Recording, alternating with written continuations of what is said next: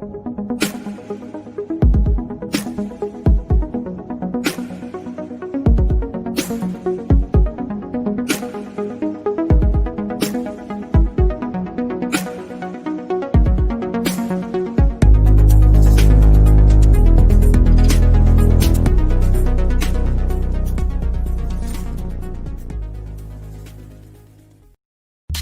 you know the Friends of Hope is an initiative of Hope Media?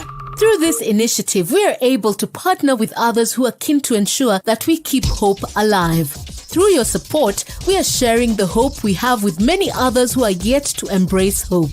You too can become a part of this initiative today. Send your contribution of any amount to M-Pesa paybill number 933933. Account name Friends of Hope. For more information regarding Friends of Hope, please email friendsofhope@hopefm.org or SMS FOH to 20933. Join Friends of Hope today. Friends of Hope, keeping hope alive. Another quality service from Christ is the Answer Ministries. A blessed Monday morning to you. I'm Wambui Mburu, and with us is the Bishop of Christ is the Answer Ministries, as we now get to matters that have to do with leaders and their followers. We call these weekly times of discussion the Leadership Forum, and you can listen to us at Hope FM Radio. You can also listen to us and watch us on Facebook and YouTube as well, and Instagram with the hashtag at Hope FM. That's Hope Leadership Forum. Hope Leadership Forum is our handle. So you can listen to us in all those fora. And just by the way, we began something different. We have been talking about leadership and the whole issue of being creative, the whole issue of being innovative. But from last Monday, we began something different where we are looking at the 3D model of contingency leadership. That's interesting. We began and we pick it up from that. Now welcome with me the Bishop of Christ is the Answer Ministries, Bishop David Oginde. He's going to take us through that. As we also look at some like that yesterday, there was the phase 1 reopening at the Christ is the Answer Ministry churches. So Bishop, if you can join me in the studio and we can just have a little bit of review of yesterday, back to church after how many months? At the very least 6 to 7 to 8 months. We haven't been in church, and yesterday we found our way back to the sanctuary. What was your observation? What was your personal feeling? I think let me begin with, how did it feel for you? Thank you, Wambui. Yes, yesterday we were as a CITAM. It was our first time to reopen our assemblies for in-person worship so that people could gather together physically. We have been in church, Wambui. We have been in church all this year. All this digitally. We have not been physically together, but we have been in church and has been going very well. But yesterday we were able to, some of us, let me say some of us, a few of us, very few of us were able to gather in our various sanctuaries across the CITAM assemblies. I personally was at Valley Road for the first service at 9 o'clock. Very different indeed. It's a while since I was in the presence of fellow worshippers. And that was a very different experience to sing and to dance in the presence of others. It was a unique experience. Of course, the numbers were so small that you don't feel we are used to this huge crowd and the singing, filling the room. That was not there because we were just about 300 or so of us, at least in the first service. I was not in the second, so I don't know how many people are there. But even then, even if you were full to the brim, it would be 400 and something. Yes. So that was very different to just have a few people scattered across the sanctuary. But the presence of God was real. Amen. very real. Yes. I personally experienced the presence of God. The worship was great. Pastor Mugambi was excited, and he just he caused us to be equally excited with the message on praise the Lord, and called upon everything that has breath to praise the Lord for the great things that he has done. And that was a great and powerful message. Even if you came in and discouraged and not feeling like you want to praise God, you had no otherwise. But he didn't leave us with much choice. Yes. No. He So didn't. it was good. I personally enjoyed the service. Yes. So Mm. we are expecting that we will continue this way, and with time get to the third phase, isn't it? Third phase would be the ultimate coming back, isn't it? No. Phase 4 is the ultimate coming back. Oh, not phase 3. No. What's the difference between phase 3 and phase 4? Phase 3 and phase 4. Phase 4 will be the normal, where we came from. No Where masks, nothing. no masks, no social distancing, no. I mean, you just sit back to resume your seat. You left it. Yes.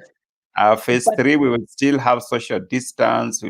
But the numbers will be increased, and the time, there'll be no time limitation. At the moment, we have the time limitation of 1.5 hours. What are we waiting for before we can go to phase 3? We are waiting for a confirmation that indeed there is a significant decline in the numbers of infections, and that there is no indication that there could yet be an increase.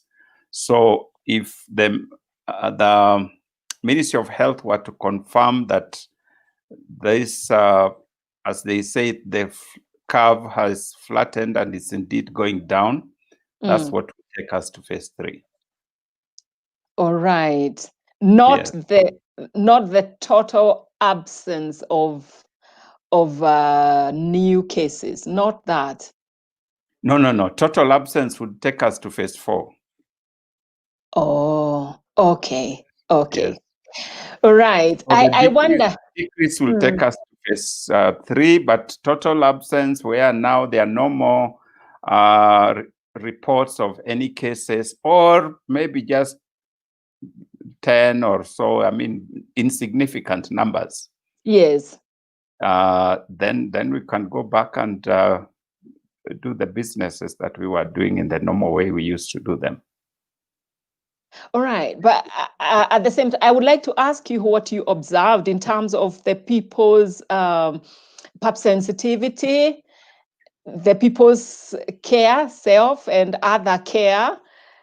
What did you observe? You had said that what used to be a problem, especially for the Interfaith Council that you belong to, that was looking into this reopening of churches, is what we do after the services, after we've gotten this kind of message from Pastor Mugambi, and our guards are down. What did you observe? Were we okay?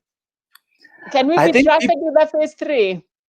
People are generally have adopted, at least in Nairobi. I don't know that I would say the same for upcountry, but in Nairobi, people have generally adjusted to the idea of keeping distance, not hugging and shaking hands and so on. By and large, you could sense that people are conscious of things that they're not supposed to do. The wearing of masks, we had people wearing masks throughout the service with no difficulty. I think if it was those first few weeks, it would have felt so odd to be in a service with the masks on our faces. Yes, but I think we have got used to the whole thing, and so there was a general compliance. One or two people with their masks below their noses were visible, I think, but there were few. Yeah. Yes. All said and done, because of the amount of space available at Valley Road, my personal observation was that not all spaces available were actually taken. Do you think there's still a fear, or why do you think some of our members didn't show up, even though there was enough space for them? Or is it this hassle of registration? What do you think? This as a member of the Interfaith Council, we have gone around the country. I've gone around the counties, at least 3 counties, meeting with church leaders and religious leaders in general. Their responses, their observations were exactly the same. That contrary to what people thought, especially we as pastors, we thought that once we open our sanctuaries, people will just stream in. They would be crowding outside and fighting to get into the places. No. Yes. Yes. The experiences we were getting from even those who opened a little earlier than ourselves was that there was no such a rush. There was no such a rush. People are still very cautious. Interestingly, like, people have been comparing that these same people go to marketplaces, they go to supermarkets, they go to various places. But when it comes to places where people gather for a long period of time, generally people are cautious. People are cautious. So the experience we had in Valley Road, and I've got the same report from other of our assemblies, is exactly the same with other churches. I was talking to this pastor when we did the very first, what we're calling the pre-opening, the pre-phase opening, which was 14th of July. It was the very first phase where the number of people allowed were 100 for 1 hour. You remember that? Very strict. I do, yes. So this pastor had a congregation of 100 before the lockdown, 100 people. So for them, when they heard that 100 people can meet, they said, wow, that's our whole congregation. We're back. We are back. Yes. When they went back, that first Sunday, there were only 20 people who turned up. Yes. Oh. Yes. They were thinking they will run 2 services, 50-50, you know. Yes. Oh, dear. Even one service was not full. There were only 50 people. So generally, it shows that people are still cautious. People are still, they are not quick to run to these places where people are gathered. And especially when there's an alternative, like in our case of CITAM, CBS, the CITAM broadcast service is still running. So even if you don't go to the physical gathering, you still have a full service running, and that is how we intended it to be. And we have actually encouraged our members to remain there. So really, I wouldn't say that there was anything too odd about it. In a sense, I think it was okay. All right.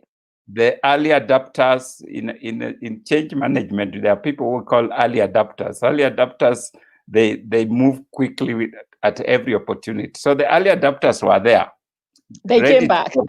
They came back, ready to go. Now those are the early adapters. Oh. Yes, there are people who wait to hear how was it. You know, I'm sure people are hearing now and they're deciding whether this Sunday I can go or not. So there are those people who wait and see, and there are people who will come the last minute when they are sure nobody is getting sick. Those who have gone to church have come back, and 2 weeks later they are still okay. Then maybe this thing is working. Let me also try. So there are those of us who are in that group, the late adopters. So come phase 4, I'm just wondering about this. Will the church online, the CITAM church online, continue to broadcast services as has been the case within the time of restrictions? Yes, we intend to actually continue online because there's a totally new congregation that has formed in that space of people who previously were either not attending church or go to church only once in a while, people who are not Christians, but have been attending our church online. And you know, our church online started long before Corona. We started about 2 years ago. We launched the CITAM Church online. It was not being run the way we are running the CBS now. It was more of just messages that are being posted online. But this is an opportunity to move the CITAM Church online to another level. So we are calling it our next congregation, our newest congregation. So we are actually intending to have that as a fully fledged congregation with its pastors and everything that goes with it. Yeah. So even after all the others go back to the assemblies, the CITAM Church online, the CBS will continue. There's a member I would like to ask you about. A member who now feels, so why take the long journey to the physical location of the church where I attend, if I can get the same quality, the same thing seated in my sitting room somewhere? That kind of member, really. So what do we say? How do you respond to that? Because then that kind of member will not be part of the targeted audience going forward after phase 4, but they will become members of the online. They just find it more convenient. The two things. One is that CITAM Church Online, when it was initially started, the idea was that we want to get people from online to the place where they can attend a physical church. So it is a meeting point, but we want people to get to the place where they can also participate in the life of the church. So, but we recognize, like I said, there are people who are in places where they cannot do that. CITAM Church Online will not be targeting Kenyans. It will be targeting everybody across the globe. So it will be a different kind of environment, and we are working on how we can run some of the things that we run in a normal church in that space. So there will still be opportunities for gatherings, for meetings, and so on. That is something that we are working on. So we still want to encourage people to join a physical church. Now, if somebody feels that this is going to be their church, that is, again, their choice. You cannot force people. They will be fully ministered to, but we do not want it to be an escape route, a place where people disappear into. We want it to be a place where you meet with fellow believers, because the meeting of believers is still something that the Bible talks about, that we should not neglect the meeting of believers. So we will meet digitally, but we would also want these people to participate in the general life of the church. When we have activities that the church is undertaking that require physical presence, that they will also avail themselves for the same. So it is not a place to escape. It's not a cave for you to hide from fellow believers. No. So we are working on those details so that it's a combination. The major ministry in terms of Sunday services, midweek prayers, and all those other spiritual activities will take place online. But there are other things that will require that you meet with fellow believers physically, if it is possible. So if for example, we get 5, 6, 7 people in Saudi Arabia, for example, Uh-huh. who are members of the CBS Online. officially. Yes. We would want them once in a while to meet together and fellowship physically in their place. Yes. And who Okay. knows, that might eventually become their church. Ah. If you have some people from Australia who are following us on CBS, they don't attend any other church. This is they have identified that this is their church. We will minister to them. We'll encourage them to be part of the ministry, but we would also want them to join a physical meeting somewhere. Yes. We are At least once particularly in a while.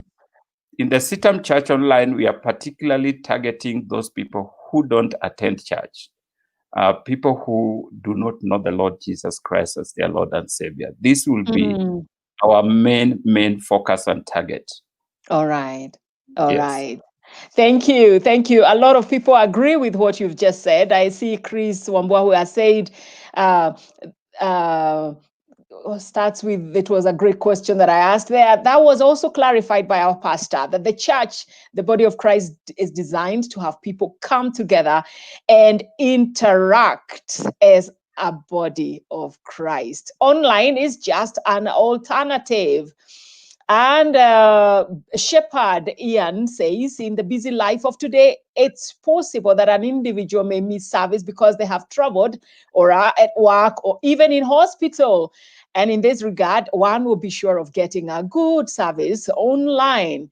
All right. And a number of other people who have kept saying, Rahab saying it should not stop. Yes, all of that. And Joski Shams is looking forward to seeing Sitam Australia. So that is how we will go until we go to Sitam Australia. Thank you. Thank you, Bishop. Our CBS members from Australia will then plant our church in Australia. And then they can meet there. And Joski can always go. She can always travel there. Yes, yes. All right. Someone was asking a question that has to do with governance and the church. Let me see if I can get that question. Yes, Anderson Clark is the name. Asks, Bishop, can you kindly comment on the role of the church in the recent past of being the fourth/fifth, so is it fourth or is it fifth mouthpiece of the government? Yes, whether it's fourth or fifth, what do you think? The church is not the mouthpiece of the government. The church is the mouthpiece of God. Yes. To government and to society. So not of. Yes, not of. Yes. Two, yes. That's a key word. We bring the mind of God to society, to government, to to individuals, families. That is the role of the church, and particularly church leaders. We are the mouthpiece of God, or we are supposed to be the mouthpiece of God. So if and when things are happening within the country, it would be expected that the church and the church leaders in particular would speak into those situations and bring the mind of God. What is God saying in this situation? That is an expected responsibility at national level. At group level, every Christian is the mouthpiece of God.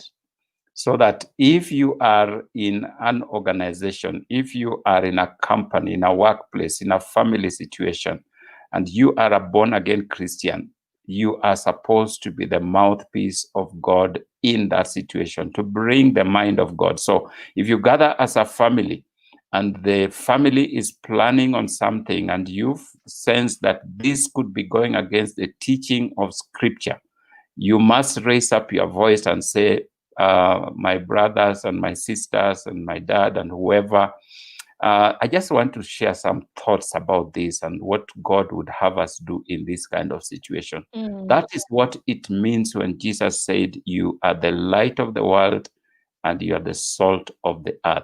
That is being salt, that is being light. So every one of us at an individual level, we have that responsibility every place we find ourselves in, to be salt, to be light.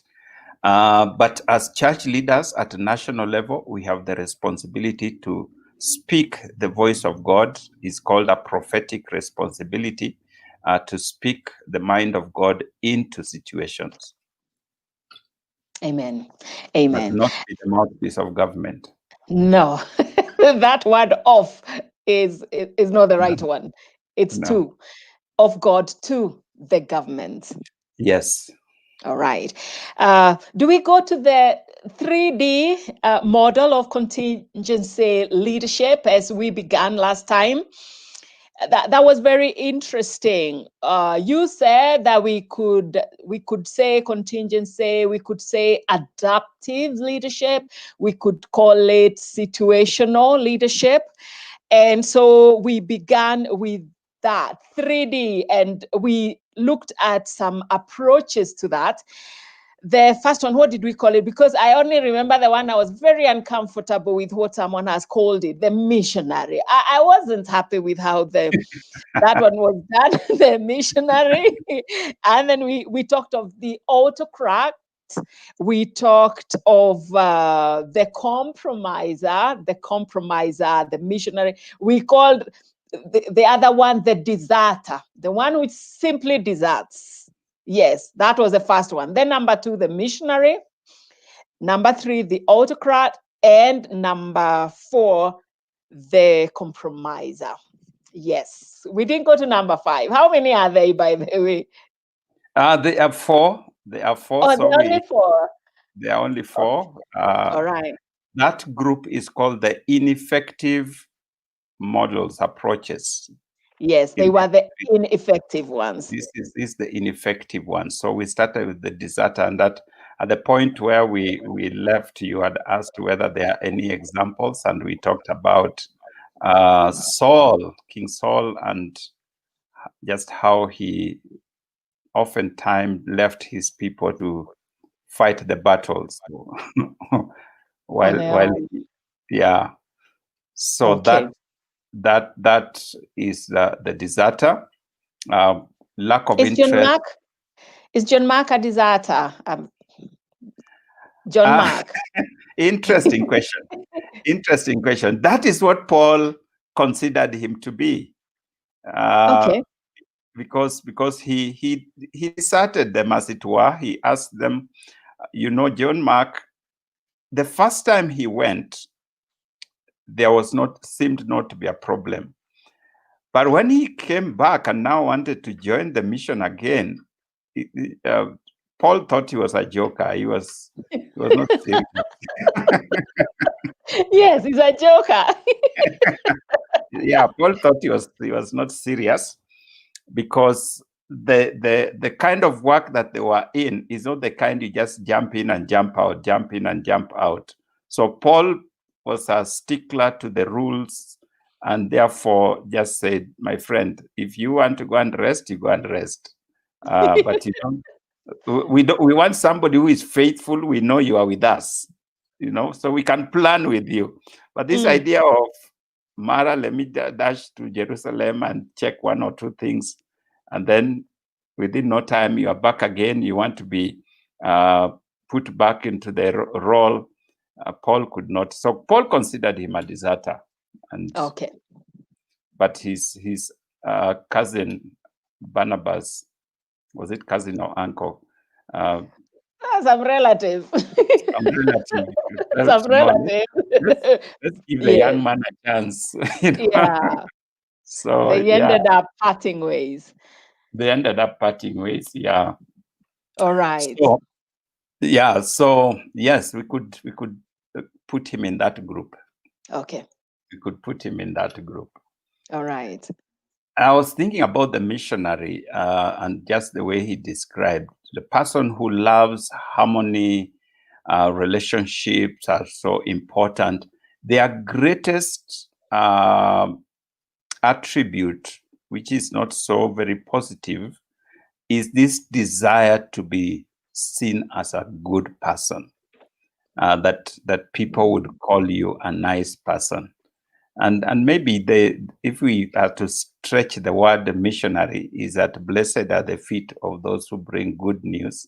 So they'll just want to be praised, Wow, that is so good. We like what you are doing. That was a great decision. So that that is their disposition. This desire to be loved, to be liked, to be perceived as a good person. That is the characteristic of this so-called missionary. I think because we are believers, I do not know that Reverend Hulse came up with this grouping, was a believer himself. From the look of things, I don't think he doesn't sound like he was a believer himself. But in those 60s, this was in the 60s. So maybe in those days, the missionary was this nice, good person who everybody loved, So maybe that's why he came up with this name of missionary. But generally, this person is a person who loves to be loved. So whatever decisions he makes, he will not make any decision that would cause people to think that he's not a good person. He will try as much as possible to do things that please the people. And I was thinking of a man like Aaron, the colleague and brother of Moses. Yes. You find that when he was left in charge, he gave the people what they wanted, the incident of the golden calf? The golden calf, yes. Okay. There are leaders like that who, and you come and ask, why did you do this? It's the people who asked. It's the people who wanted, This is what the people wanted. Were asking for. Yes. So the issue of whether it was right or wrong, whether it was appropriate or not, does not come in. What is important that their people are happy. You have given them what they want. Now, in leadership, that is very dangerous because many times what people want is not the right thing. So you have, therefore, yes, people will come upon you and say, this is what we want. This is the way we should go. And they can even put upon you a lot of pressure for you to do what they want. But as a leader, the reason you are a leader is that you must weigh the situation, the circumstances, and make the right decision. So doing that which is right is the responsibility of a leader. So those of you who have known the distinction between leadership and management is that the leader does that which is right. All right. But the manager does things right. So that is a big distinction because the manager has a leader. So their role is to make sure that whatever decisions have been taken by the leadership, they ensure that it is done right, Whether that is right or wrong is not their business. Their business is to make sure that what has been decided, we do it well. The classic example is given of the Titanic, where the captain had decided that this is a great ship and nothing can sink it. When they hit the iceberg, reports were that there was a leakage that was starting at the bottom of the ship, and was reported to the captain, and he said the ship was designed such that such leakages would stop by themselves. I mean, they would be controlled by themselves. So those who are cooking continued cooking, those who are dancing continued dancing, and we took care of this. And the managers, the construction. Exactly. Wow. The managers continued doing what they are supposed to do and doing it well. The meals were still good. The music was still good. The rooms were clean and everything. So that is the responsibility. That's how managers work, making sure that things work well. The leader is to ensure that we are doing the right thing. So the captain his job was to ensure that the ship is headed in the right direction and is headed safely. So when he missed that, hundreds of people died in that process. So if you find a leader, therefore, that is just committed to doing what people want, then they have lost their leadership. And sadly, that is what in this categorization is called a missionary. Sadly. All right. But before we go on, Bishop, I want to ask this question that was coming from Lillian. Lillian was asking about the deserter and asking, can there be what I would call valid reasons where indeed deserting would be the right thing to do? I have kind of rephrased our question. For a leader, no. Never. No. Jesus gives an extreme example. Let me not even use Jesus' example. An even better example is David. And it has really helped me in my understanding of leadership. David says, goes to Saul, and when he is asked how he could possibly go and fight Goliath, he gives a very powerful testimony, and he says, your servant has been a shepherd in the field. And every once in a while, a lion would appear, a bear would appear and take my lamb. I would go after it and fight it with my bare hands and rescue the lamb. Now, that is not a deserter. Definitely not. So he demonstrates the kind of leadership that does not desert. If David, in watching over his sheep, well, they were not his sheep, his father's sheep, were to go home and say, the lion came and caught one of the lambs and went with it, no one would blame him. I mean, yes. What did you want me to do? this a lion, this a bear. So it was actually right for him valid to let it's a valid reason to let the lion go with the sheep, and rather than him, the human being, risk his life. Yes, but he says, I went after it. Wow. And that is when you are a leader, it is not a very what can I say? It's not a very good thing. I can't get the right words. It's okay that way. It's not good. Abandon the people you are leading. Yes. Simply, possibly because there is a risk. Danger.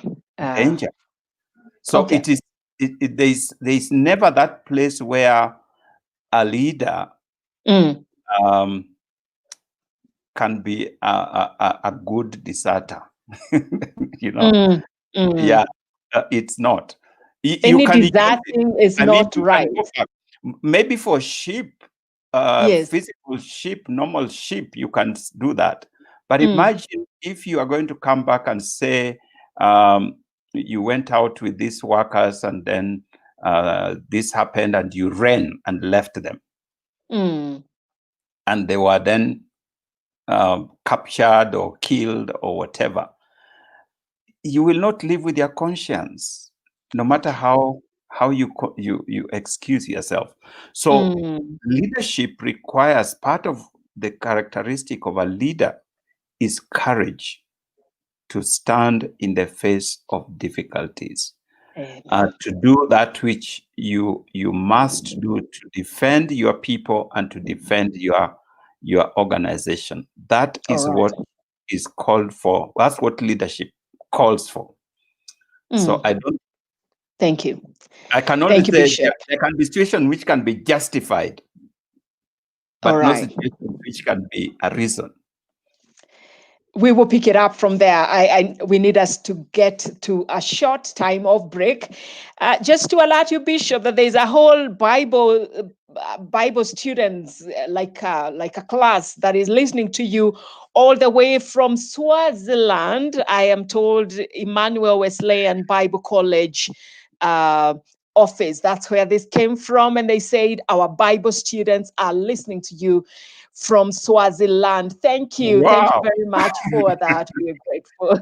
We're Amazing. grateful. That's what we were talking Sorry, about Bishop. earlier. Sorry?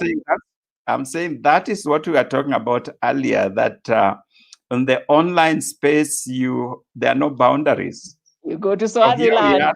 we are talking to ourselves in Kenya, and there's a whole class seated. A whole class seated and listening.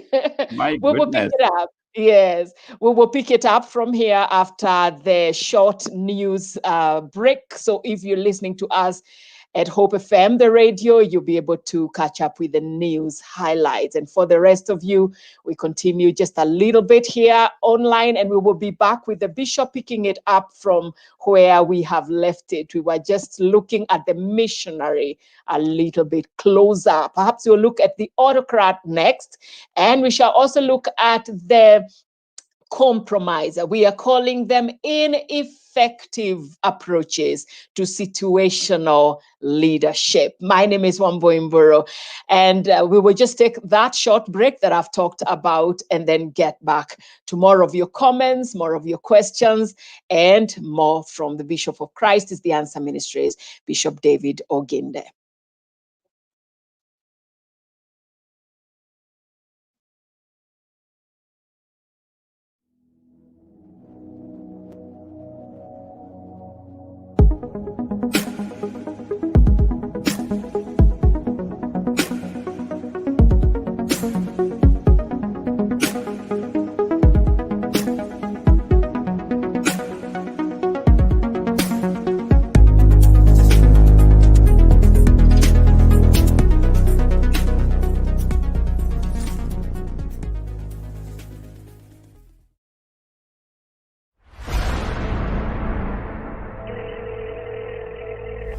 So what do you do when all that you have is so many questions, but no answers?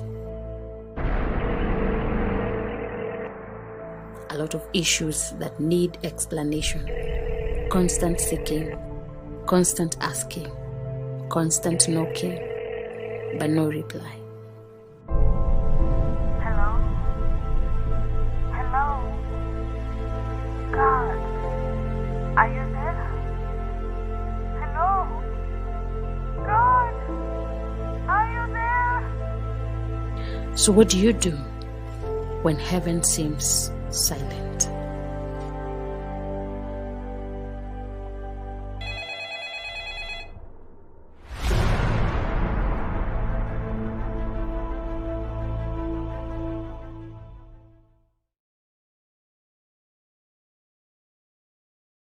Are you looking for a forward-looking Christian university that has been tested over time in online learning?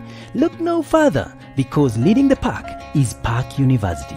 At Park University, we pride in a rich online learning platform that has been tested for 15 years now. With a team of efficient and seasoned faculty in online teaching, you are guaranteed that your online learning experience is not a plan B. Apply today for PhD, Master's, and undergraduate programs by visiting our website www.parkuniversity.ac.ke. Park University, where leaders are made.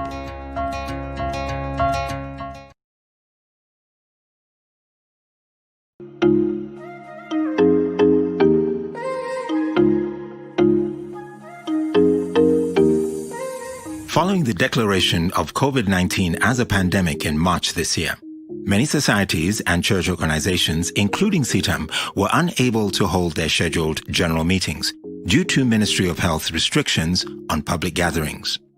Fortunately, the Western Regional Annual General Meeting, RAGM, proceeded as scheduled at CITAM Kisumu on the 14th of March before the total ban on public gatherings. The Registrar of Societies has recently issued guidelines by Gazette Notice published on 21st August 2020 for the conduct of virtual general meetings by societies. These guidelines pave the way for CITAM to hold the deferred RAGMs for Southern and Northern regions and the Annual Delegates Conference. The Deacon Board has scheduled and hereby gives notice that the RAGMs will be held virtually through Zoom as follows. 19th September 2020, RAGM Southern Region, which covers CITAM Karen, Ngong, Buruburu, Embakasi, Rongai, Kangundo Road, Athi River, Kitengela, and Mombasa, starting at 9 a.m. 26th September, RAGM Northern Region, which covers CITAM Valley Road, Woodley, Thika Road, Clay City, Parklands, Thika Town, Kiambu Road, Kikuyu, Meru, and Nyeri, starting at 9 a.m. The agenda and other details for these meetings are available on the CITAM website. In order to attend the RAGMs, you will need Zoom login details for the meetings. It is therefore critical that all members who had not previously registered on the CITAM app should do so in order to receive the login details. The app will be open for 14 days from Sunday 30th August to Sunday 13th September to facilitate registration. You can register at any time. Please follow guidelines posted in the CITAM website. Should you have any challenges, please liaise with your CITAM Assembly pastor or send a text message to 0721 590 271. Members who had earlier registered on the CITAM app are not required to register again. God bless you as you plan to attend these general meetings for the ministry.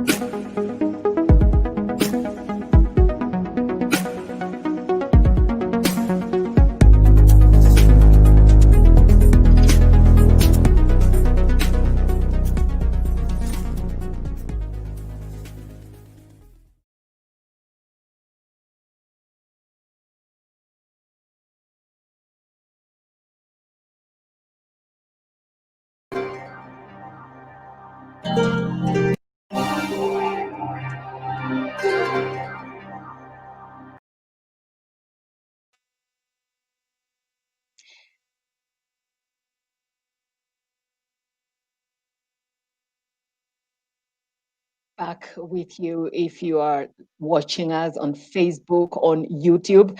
And in just a little while, Bishop will be joining us so that we can continue with our discussion today on the Leadership Forum. And I saw someone who wrote to our SMS line 20933. We're still able to get comments from there as well as your questions. And I saw someone that said, in response to why we were not too many in the sanctuary, as it were, and you say something that I think is critical, saying some of us didn't show up because we have young children. So if you have young children below the age of 6, then it became difficult. No Sunday school as yet in this phase of the reopening. Therefore, it's a bit difficult and you would have loved to attend. Thank you. Thank you. Indeed, that may be the experience of more than one person, either with 2 little children and then you're not able to carry them with you, and there's no Sunday school to drop them, I can understand. Someone else from the same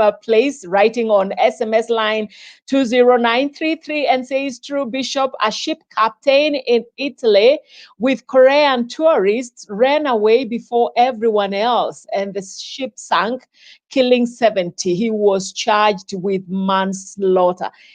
I think I seem to remember something like that. Did the ship also have some children? Maybe I kind of remember, but a bit vaguely. But there was indeed, and I still remember that captain himself crying and saying how ashamed he was that he had deserted the ship before everyone could actually get saved. And so he disappeared with his life, but so many others they died during that. So anyway, we were talking about the deserter. Let me, before Bishop joins us, just tell you some more. If you're a lady listening to us today, you need to hear and to know about this WM. WM stands for the Women Ministry. And this month, the Christ is the Answer Ministries Mburu Mburu Women's Ministry is inviting you for a joint CITAM WM time of ministry this September. It will be broadcast live on Hope FM. It will be broadcast live on Hope TV, streaming live also online on Hope FM and Hope TV Facebook pages, as well as the YouTube channel. You can use the handles at Hope FM Live, also at Hope TV Kenya, and the meeting will also be streaming live on the CITAM Mburu Mburu Facebook page. That's at CITAM Mburu KE. That's at CITAM Mburu KE. So many handles that you can use and get the same. And especially if you have at times felt like God was quiet or silent on matters that you have talked to him about, and you feel like he's quiet, you feel like he's not answering, you will want to be part of that. So that's going to be the CITAM Mburu Mburu Women's Ministry. It's a joint ministry, but it's hosted by CITAM Mburu Mburu WM. That will be on the third Saturday. So it has to be this coming Saturday, and we have that WM meeting online, that's streaming online, that's also on Hope FM. And I know that the time actually will be at 3:30 p.m. So keep that afternoon free on Saturday, 3:30 p.m. to 5 p.m. And the speaker is going to be Reverend Rosemary Kalani. And that meeting is themed When Heaven Seems Silent. Very interesting. Please be part of that. Bishop, if you can join me, we will pick it up now and continue with where we left it after talking about the missionary. And I've just seen Lillian, not Lillian, but Kanini, who is a missionary, is saying that she has especially enjoyed that part about the missionary. I thought she would be upset that their title is being used not to describe someone not too good in terms of leadership. Well, she has enjoyed that. Yeah, that's why we had that disclaimer that we are not the originators of this categorization of missionary. But we said possibly in those many years ago when this particular categorization came up, this would have been the description of a missionary. Maybe. Yeah. Maybe. All right. Not in the sense we understand it now. All right. Yes. Chep Correal is saying again what you said, that the leader does that which is right, while the manager does things right. A whole world of difference. The leader does that which is right, while the manager simply does things the right way. Thank you. The same person saying, how does a manager navigate a missionary leader? Great question. Thank you. How does a manager navigate a missionary leader? Oh, good question. We have said here before that every leader needs a manager and every manager needs a leader. The two work together hand in hand. And when you get a very good leader and a very good manager, the impact is amazing. Some people have thought that you only need leaders or you only need managers. No, you need both. So if you have a leader who is in that place where they are always trying to please people, the manager would help the person to make decisions that are right. So when I come as a leader and I say, okay, let's do this and the other, which basically is to make people happy, the manager can then say, but sir, that is not how we do things according to our policy, according to our procedure. That is not how we do things. Is there another way we can do it? So then they can work together to see how to do things right and how to do the right thing. So the two then become, have this complementarity. And it is also the same way with a leader helping the manager to be able to do the things the right way. So the manager has a great responsibility. And that's why you'll find that every leader, especially at senior levels, would have managers that work with them closely.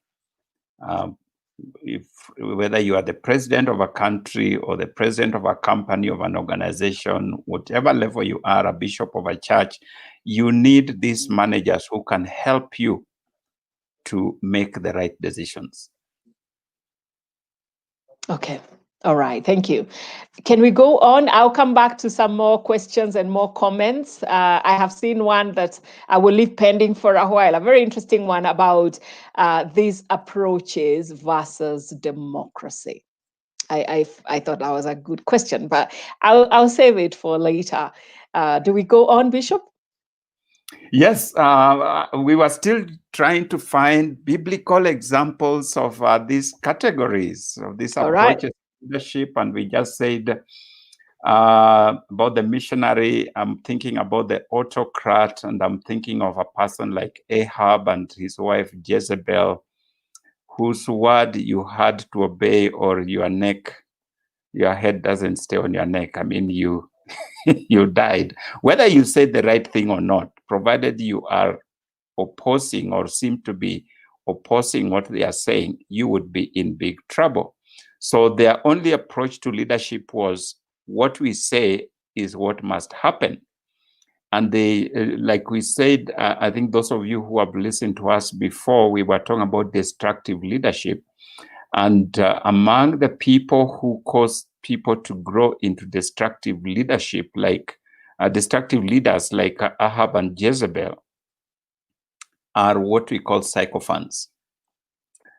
Sycophants are people, now contrary to what we have just said about managers, good managers, who can go to the leader and say, this doesn't sound right. This is not the way our policy or practices outline, and try and help the leader to make the right decisions. Sycophants just say yes, sir, even when they can see that what we are doing is not right or is not the right way.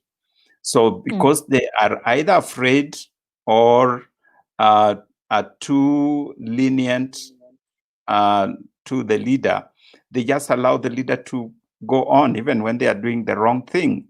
So you find that autocrats tend to end up with sycophants as their managers or as their team members, because people of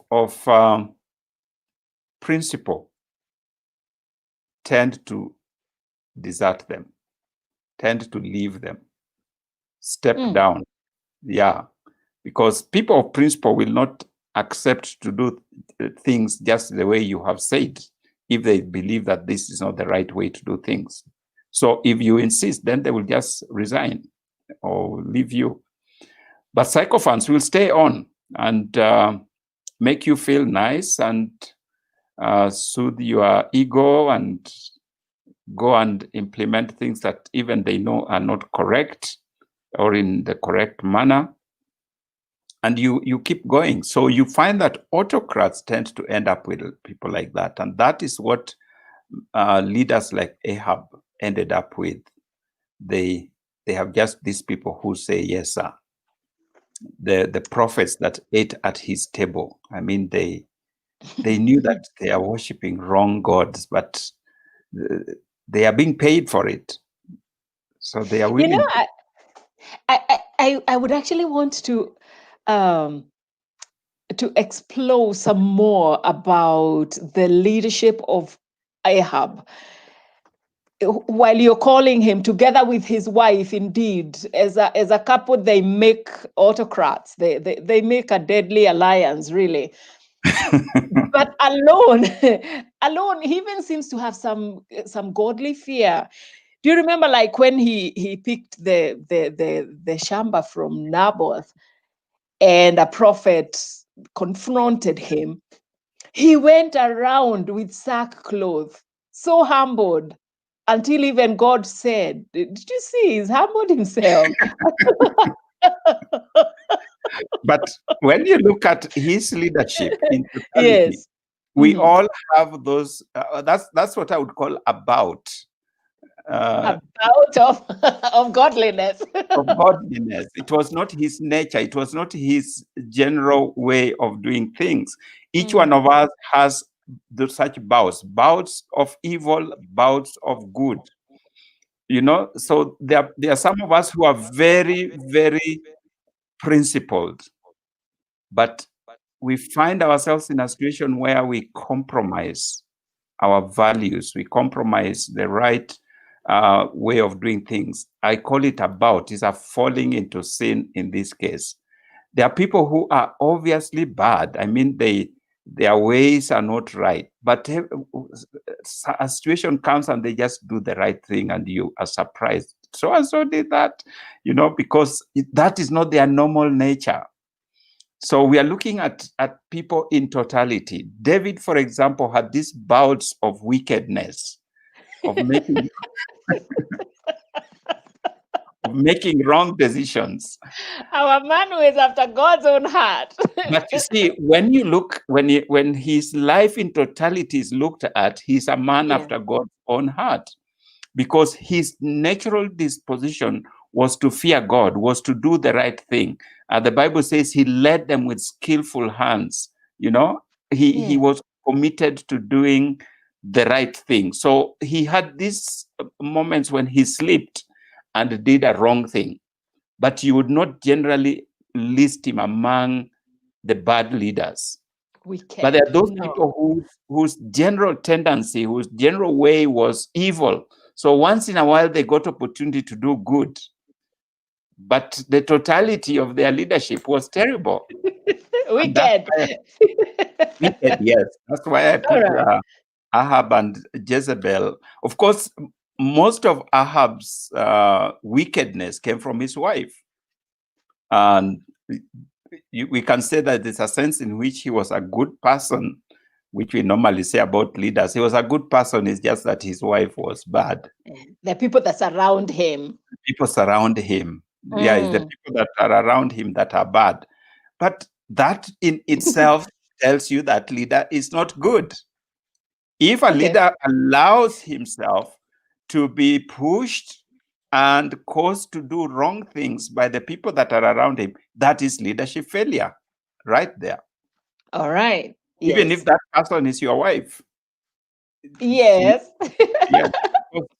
The man is the head of the home. Yes, and his choice says a lot about himself, doesn't it? Exactly. All right. Okay. When you come to compromise, I'm thinking of a person like the old Peter. The old one. Why not the young one? Or what do you mean? The young one knew God, and the Holy Spirit came upon him and was a very bold man. In Acts chapter 2, chapter 3 there. Yes, he That's was the young one. Yes, the renewed, the transformed. But generally, Peter is a compromiser. You find him, yeah, generally. Yes. Tell us.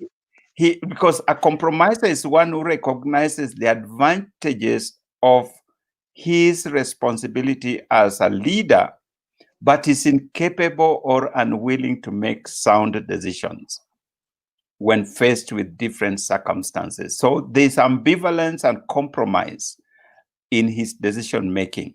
And you find him during the trial of Jesus. He finds himself at this fire, and he can't stand for Christ. He can't stand for Christ.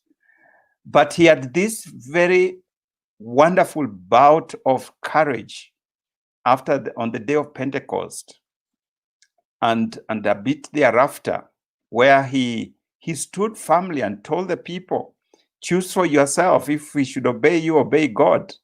That was a bout of courage for Peter. But generally, Peter is a compromiser. So when he finds himself in the presence of Gentiles, he believes that Gentile believers are just as good as Jews. And he encourages them to continue in their journey with the Lord, and you are just fellow believers. But when he finds himself among the Jews, and the Jews are saying, no, Gentiles need this and need to be circumcised, and saying, yeah, he says, yes, I think that's right. So Paul has to come and rebuke him and say, my friend, that is not how leadership is done. You must stand for something, you know? So Peter generally was a compromiser by nature. He had this bit of transformation to stand boldly for what he believed in those early days of the Holy Spirit. But even later, you find him making very sad compromises. And I believe, and I have said this even in my teaching and preaching, I believe that Paul was raised because Peter failed in his duty. Oh dear. Why? Oh dear. That is a strange statement. He failed. Because you remember Peter. Peter was the one who Jesus gave the responsibility to lead the church. Yes. Remember when he was asked the 3 questions, do you love me? And he said, yes, I love you. And finally, he was given this responsibility. Jesus declared, upon this rock will I build, when he confessed about Jesus being the Son of God. He had everything, and he was left to run the church. But his compromising spirit, his this disposition of not making strong decisions, Jesus even comes to him and lowers this what was it called? A sheet. The sheet Yes. with the animals, yes, unclean animals. Kinds of animals. And Peter says, no, me, I don't eat those kinds of things. Basically was saying he doesn't interact with Gentiles and so on. But Jesus tells him, don't call that which I have made clean unclean.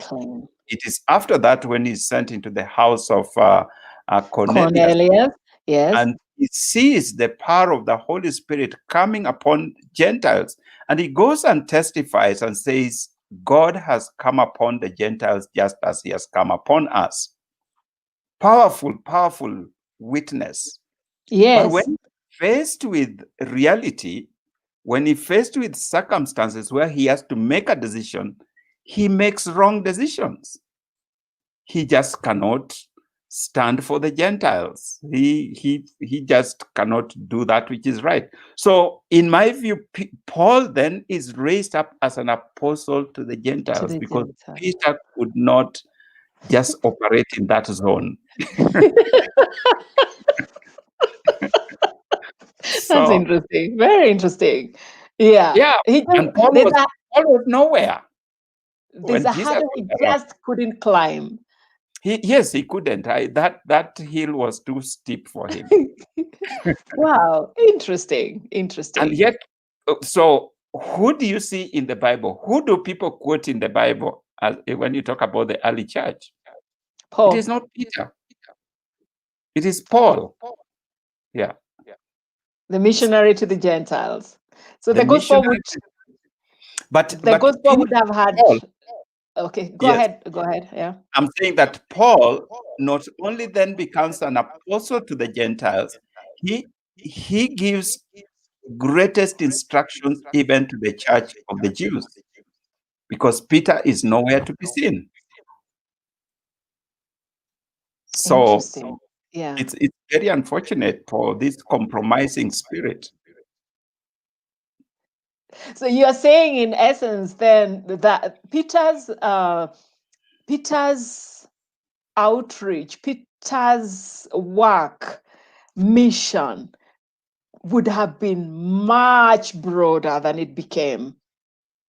Yes, if he was a decisive person, if he was made the right decisions at the right time, Peter had everything going for him. He walked with Jesus. He was among the three that Jesus confided in at every turn. And Yes. so he really was well placed to lead the church to the greatest heights. But because of his compromising spirit, because he was incapable or unwilling to make sound decisions, his ambivalence in situations caused Paul to rise up to be the leader of the church.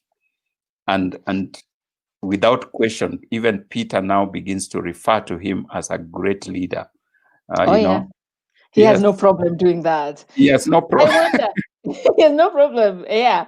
I wonder, Bishop, what is the remedy? What is the remedy for that problem? Because you say that he was a compromiser by nature. If someone is by nature unable to do that which Paul seems able to do at any moment, what is the remedy?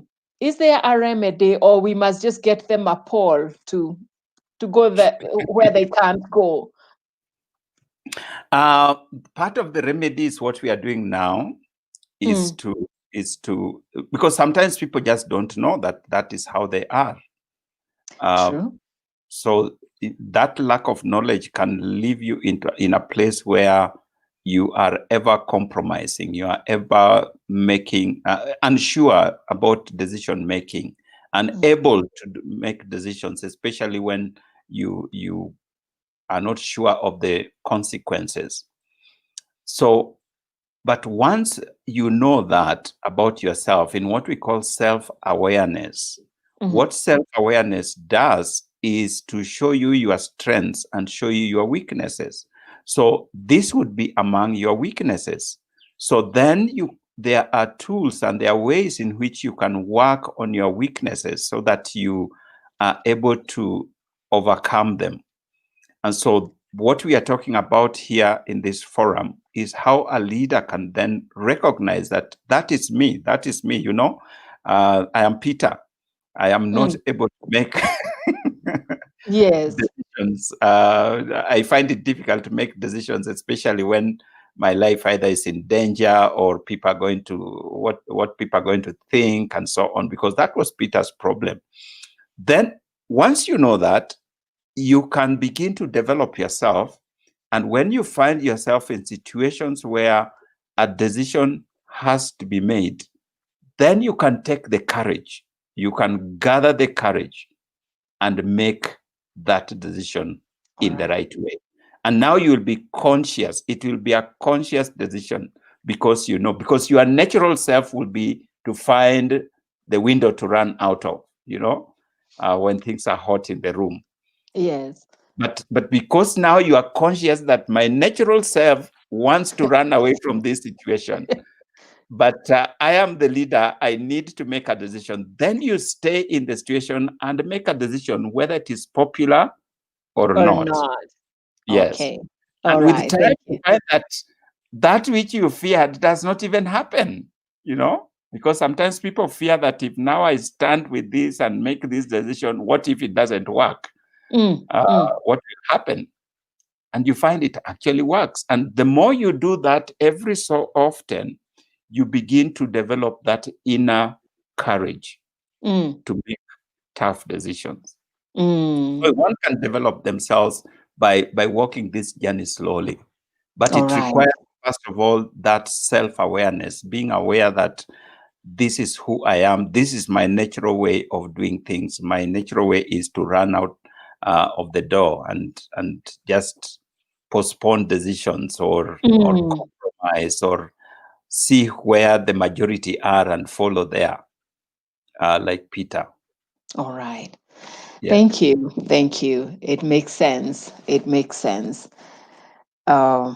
So do we go to the effective ones? We have dwelt quite a bit on the ineffective approaches of missionary, of compromising, of autocrat, and of the deserter. You want to go to the effective ones? Yes, the effective model in this Yes. in the framework, we have again 4 kinds of approaches in that area. Different people, different leaders, how they go about decision making and dealing with issue. Remember, here we are talking about situational leadership. A situational leadership is where you find yourself in a situation.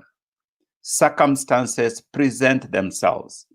Many times, these kinds of decision making or leadership are called upon when you find yourself in a crisis like we find ourselves now. How do you make decisions? How do you lead your people? How do you build your team? That is what we call situational or contingency or adaptive. How do you adapt to a new environment? And how do you then make decisions in that space? So the first one in this particular group is we call a bureaucrat. A bureaucrat is a person not really interested in either task or relationship. Their main concern is that things happen, and things happen in the right way. So they maintain both the task and the people, but they are focused on results. So Isn't that the same as the task? That's not the same? No, it is not quite the same. They are focused. They are leaning towards task, but they don't leave the people behind. Okay. So many times people then become, you put it in a bad way, part of the achievement of the task. Okay. Yes. So, but this kind of people are towards more of a management approach to leadership, doing things right. So bureaucrats are very focused on doing things right. So if you have a continuum between management and leadership, being at the two ends of the continuum, you'll find the bureaucrats further towards the management approach to doing things. So doing things right is far more important for these people more than doing the right thing. So, but because they are leaders, they also want to achieve the right thing, but achieve it in the right way. So you'll find that bureaucrats, therefore, are people who policies and principles and procedures and processes, for them, those are very, very important. What does the law say? What do our bylaws say? What does our constitution say? And so on. They want to follow those processes. And sometimes it can be very difficult because when you are in a crisis situation, you don't have the latitude to follow all the processes. But for bureaucrats, no matter what happens, they want to ensure that all the processes are followed. Bureaucrats are very, very keen on hierarchies. That's why we talk about bureaucracy.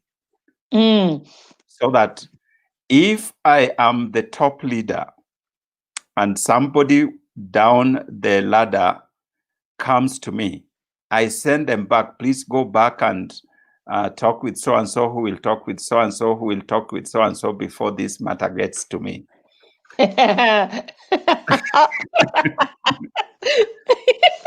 Okay. So structures and systems are very important for the bureaucrat. Okay. But you see, that is not necessarily bad. That is how things should work. Systems are there to be followed. Systems are there to bring order. Policies are there to ensure that we do the right thing and in the right way. So, but bureaucrats take that to another level where nothing then can fall outside of the policies, of the systems, of the structures, of the processes, and so on and so forth. So their tendency is more towards that. So it is not that they are too focused on the task or too focused on the people, but that things are done in the right way. Like a manager. Like a manager. So bureaucrats tend more towards management, following the processes, following the procedures. The second person in this category, in this group, is called a developer. That sounds like a nice one. It sounds like a nice one. The developer is focused on people and wants to ensure that every job is primarily concerned with developing people. They want to develop the talents and the skills of people. They create a working atmosphere where we maximize the satisfaction and motivation of the people. So this person is effective because he or she creates that conducive environment within which people can grow and develop themselves. So relationships are very, very important for the developer. Now you will notice that this has a correlation with a missionary. Yes. The only difference is that the developer is still focused on the end result and how things are done. So even in the process of helping people to develop themselves, they are keen on things being done and being done well and being done in the right way. So that is what separates them from the other person. So they don't compromise on what is required simply for the sake of developing people. So yes. I think I would want to see this developer a little bit more clearly, especially in terms of an organization's strategic goals and all that. So if the focus is that the people be developed, I am trying to see, please explain some more. How is this balancing of developing the people and still achieving the vision, the mission, the task of the organization? How do you balance that? The reason that this person is in this category, we are looking at effectiveness. You remember we talked about the previous category was the ineffective. Yes. This category is effective. Effective. Yes. Yes. So Okay. the effectiveness of this is that because people are being developed, they tend to work hard, they tend to accomplish tasks, and that is where the leader's achievement or effectiveness comes. His effectiveness is through people. And because he or she is developing people, these people get very committed to their work and therefore are able to deliver. He has a happy team, eh? He has a happy team. Okay. Because of the focus on development. Now, the negative side, because each of these groups have a negative and positive side. So the positive side is, of course, that people development. But the negative side is that sometimes because of that focus on developing people, they can compromise quality. Let me use a pastoral example. Okay. I am the senior pastor, or I am even the bishop, and there's a task that needs to be done. There's a message that needs to be preached. There's a program that needs to be undertaken. Because I am focused on people development, I may give a very critical or important responsibility that I should have taken myself and give it to somebody else in the spirit of developing the person. And so this person then goes and messes up, and it was a one-shot kind of thing. So you have no chance again to rectify that situation because you gave it to the wrong person. You left it with the wrong person. And so that opportunity is lost. That program is lost, is messed up. That business deal is lost because you did not take responsibility. You did not step into the situation when it was required of you to step into that situation so that you could deliver this in the best way possible. But in the spirit of I want to develop others, I give even a very critical responsibility to a person who was not fully qualified to carry out that task. So that it can be a weak side of the developer, who is always delegating, always giving responsibility to others, and can easily give a responsibility, a very important responsibility, to a person who is not fully qualified to do it at the wrong time, and therefore mess up a very significant opportunity. And there are people who do that. So you have a very important program or project or service, for that matter, and then you give it to an intern, or you give it to a pastor who has just come out of college or still new, and they go up and mess it. And people had all gathered because this is an important occasion.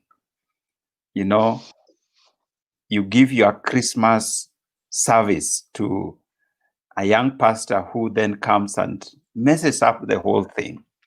And you know, Christmas is the time when even people who don't normally go to church turn up. So that's not the service to just delegate. That is not the service to give to just every Tom, Dick, and Harry. Okay, I hear you. In the spirit of developing them, you know, in the spirit of developing them. That is the time when you know that this is when I want to make my best pitch. From a business, just talking about pitch, from a business angle, you have this client who you want to bring on board, and you need to go and do a sales pitch, you know, so that you can bring this client on board. And then you send one of your junior salespeople to go and do the pitch. And they mess it up and you lose that job. This is the time when you either as the marketing manager or the CEO himself, because this is a big business, it's going to get us, if we win this contract, you know, we could just take off into another level. So you said, this one, I'm going to do the pitch myself. I'm going to do this sale myself. And so I go in still the spirit of developing others.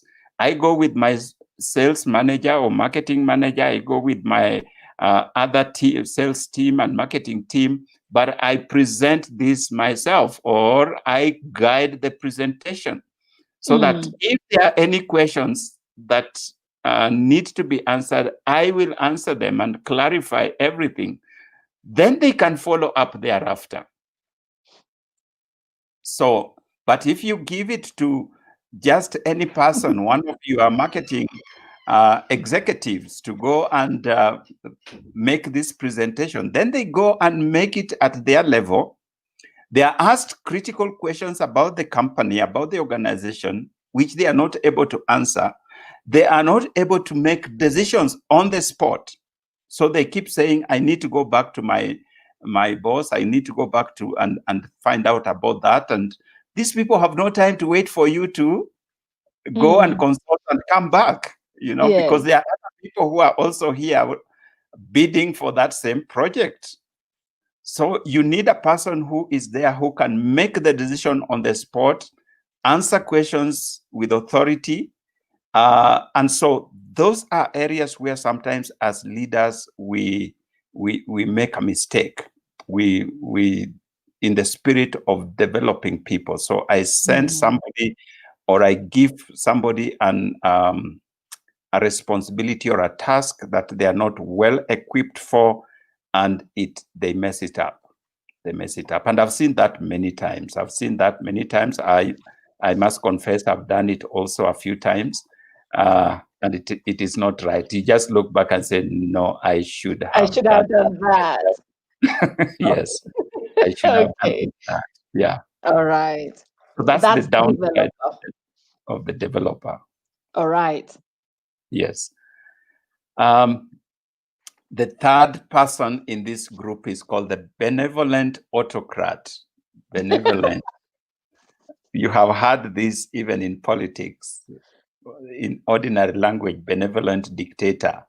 Yes, I'm sure you have heard that. I have had people say that that's what Kenyans need. Yes. I've had them say it like that. Benevolent, again, why is it that people are saying we need that person? Tell us what he's like, then you understand. When dictatorship is not good, why are we looking for a dictator? Tell us, why would someone say that? It's because benevolent dictators, a dictator by nature is effective. Yes, by nature. Towards the task, yes. Towards the task, they get things done. Now, the part that people don't like about dictators is that they put tasks before people. Yes. So they will run over you. They are like steamrollers. They will do whatever needs to be done to get a task done. So that is the negative side of dictators or autocrats.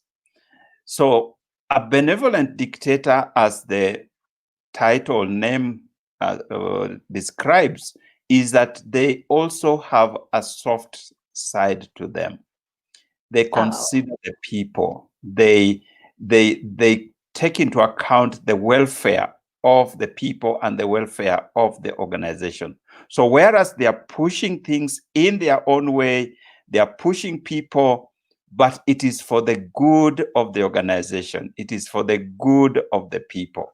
Benevolent dictators are focused on the welfare of the organization, the welfare of the people. And so in their pushing people to do things, in their insisting and demanding that things are done their way, it is not for selfish reasons. It is for the good of the people. And so you find that eventually the organization succeeds, the people are happy, the results are achieved, even though people are pushed. And person that comes to mind as an illustration of this is those of you who may have watched the movie Lean on Me. Yes, I have. You have Yes, I have. watched it on This headmaster, head yes, teacher. head teacher Yes. Uh-huh. who it's actually a true story.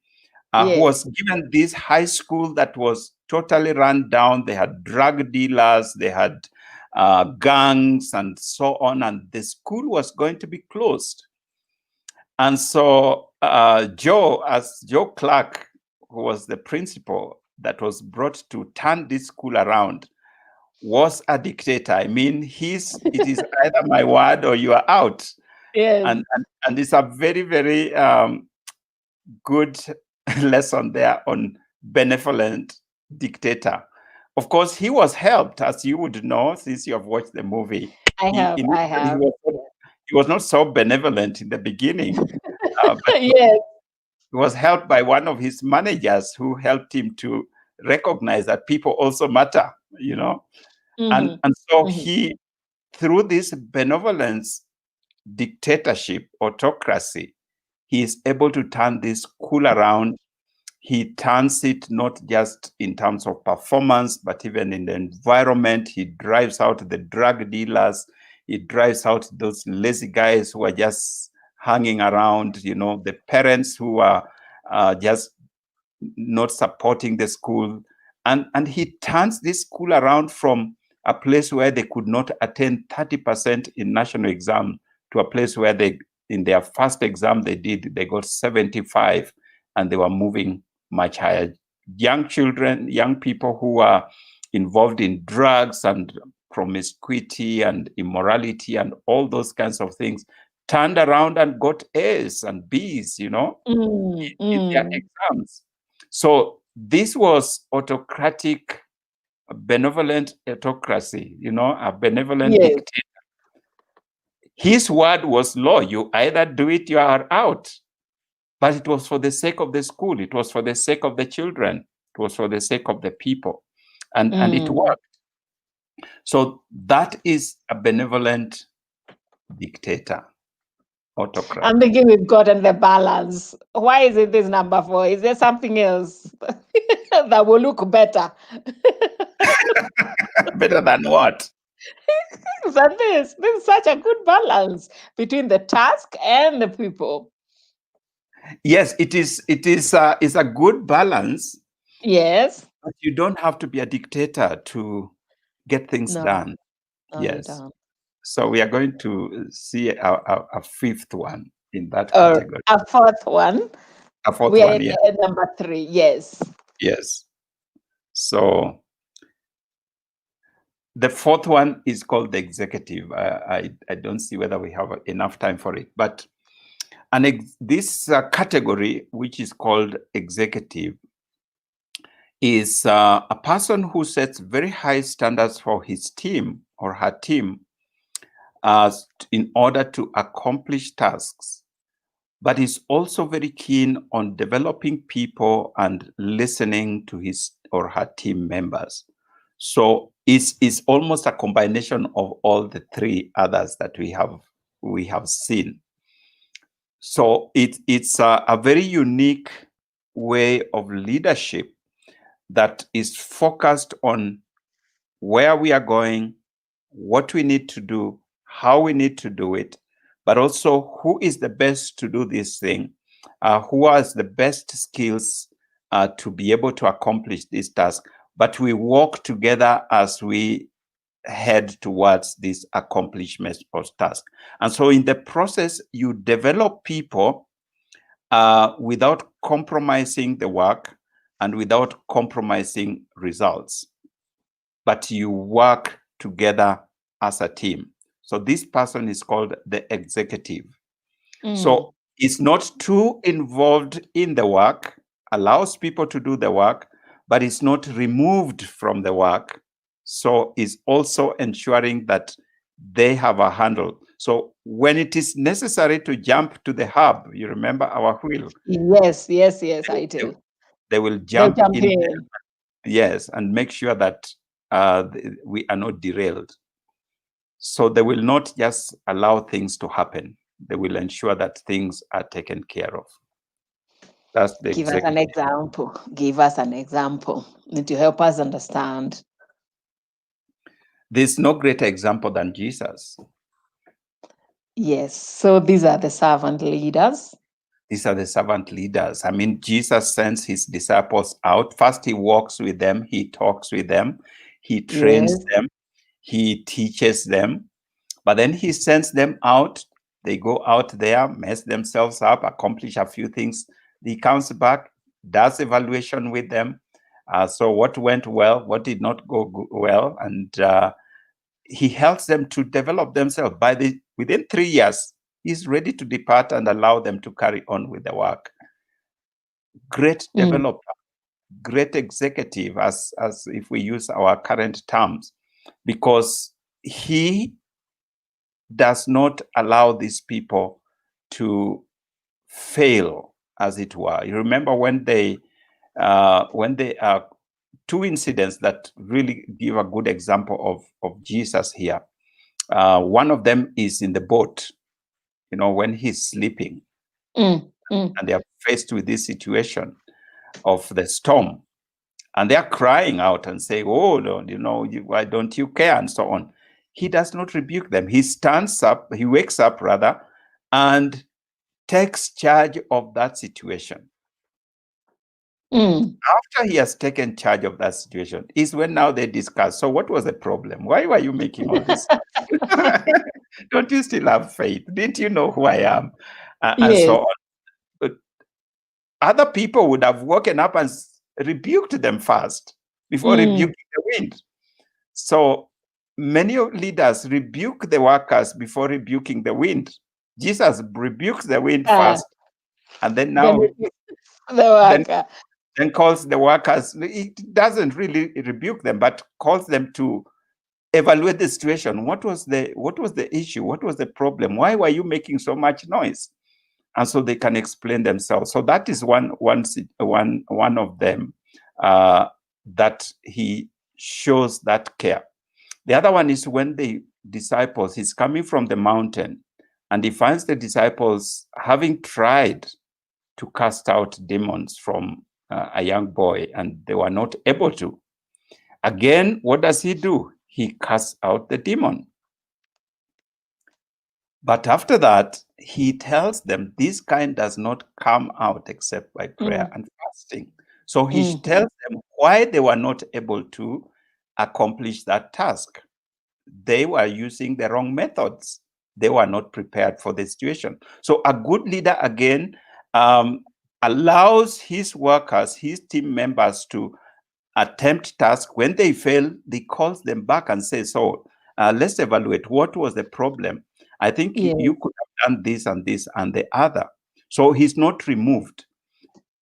Those were the direct ones. But in some situations, as a leader, because you are not removed, you give constant feedback, you give constant evaluation.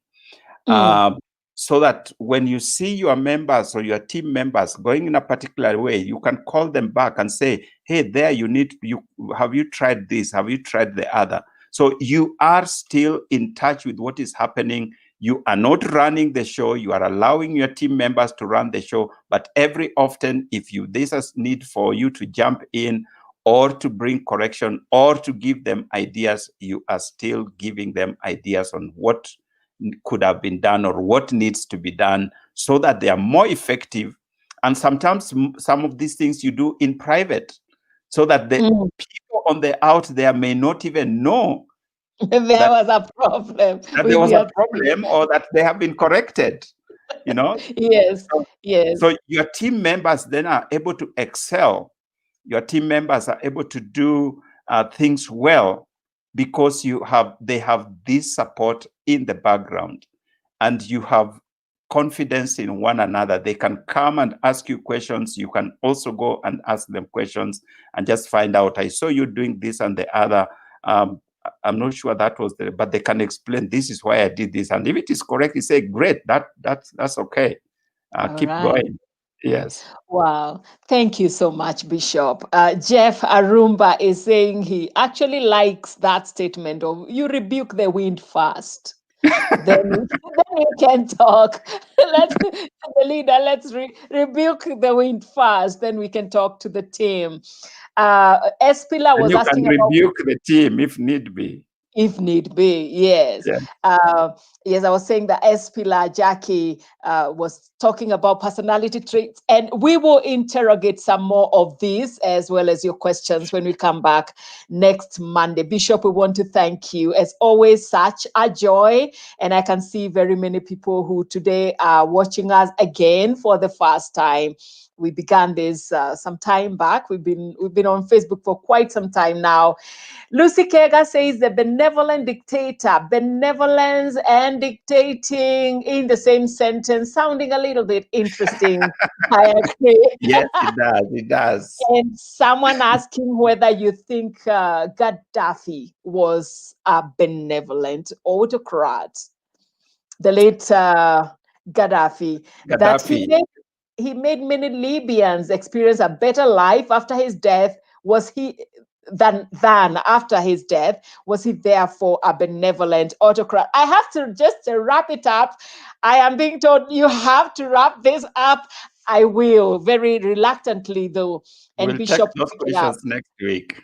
Yes, we will pick it up on Monday. We thank you for being part of this great time as we talk about leaders and followers. We call it the Leadership Forum with the Bishop of Christ is the Answer Ministries, Bishop David Oginde, helping us. I'm Wambui Mburu. Have a blessed week ahead. We see you, God willing, on Monday. Amen. Thank you. Did you know the Friends of Hope is an initiative of Hope Media? Through this initiative, we are able to partner with others who are keen to ensure that we keep hope alive. Through your support, we are sharing the hope we have with many others who are yet to embrace hope.